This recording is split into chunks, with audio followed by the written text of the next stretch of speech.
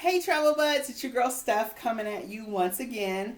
Already I've gotten two questions about Asia. One is why have I gone there so much? And then two is since I've gone there, what is my favorite country in Asia? I'll go ahead and answer the first question. That's kind of easy. Why I've gone to Asia so much. It seems like I've gone there a lot, and I think I've spent more time there than anything.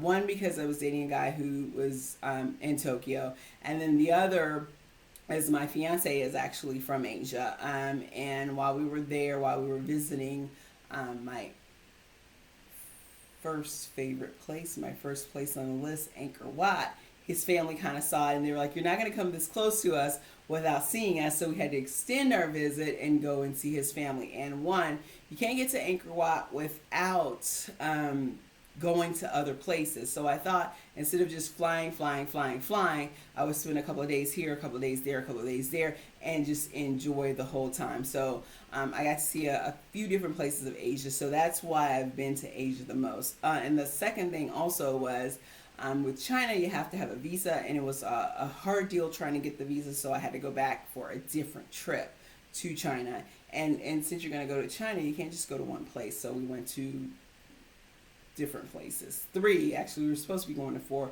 but we went to three. So I'm going to go back because I have a 10-year visa, so I'll get to go back to China because, one, I have to hold the baby panda bear, which was my only reason for going to one of the cities in China. And then the other thing is there were a couple of places that I didn't get to see that I want to see. As far as my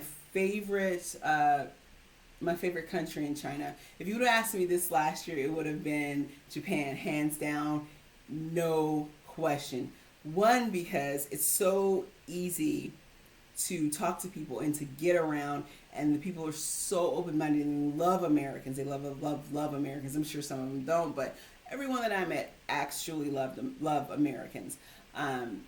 It's easy to get around because their second language is English. So everything may be in Japanese, but right below it is going to be in English.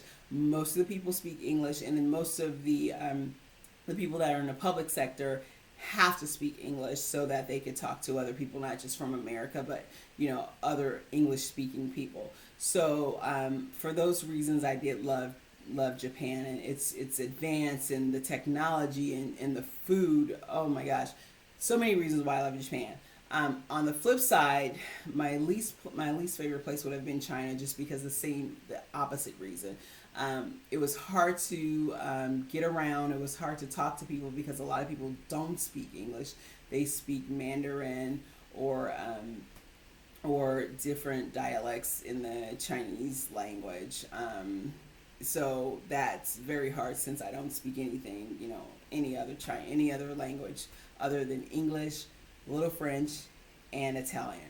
So that was hard for me. And since my favorite thing is meeting people, and I was traveling alone for a good portion of this trip, I didn't like it for that reason. It was hard to get around. The cab drivers were just kind of telling me no, they didn't want to take me places, which was kind of hard for me to understand. Hey, I have money, why aren't you taking me places? But I did understand why they would rather take 10 fares and locally than take my one fare, which was going a little bit out of the way for them.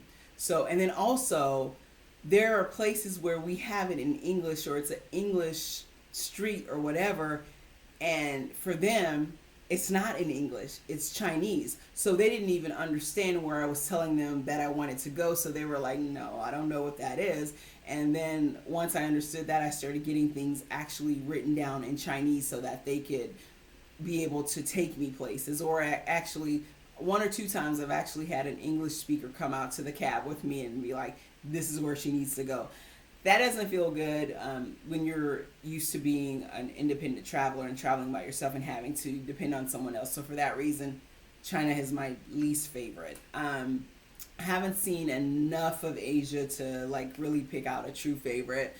Favorite. So for now, I'm going to have to go with Japan, which is still my favorite. Now my fiance is going to be very upset since I didn't pick his country, but I haven't spent enough time there. Although I do love your family, babe, I have to say that I didn't love it. It's beautiful. beautiful, beautiful, beautiful.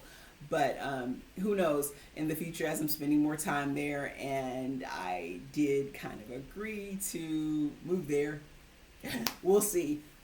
Anyway, just wanted to come and answer those two questions. So I haven't seen enough of Asia to actually answer truthfully as to what my favorite. But so far, that is what it is.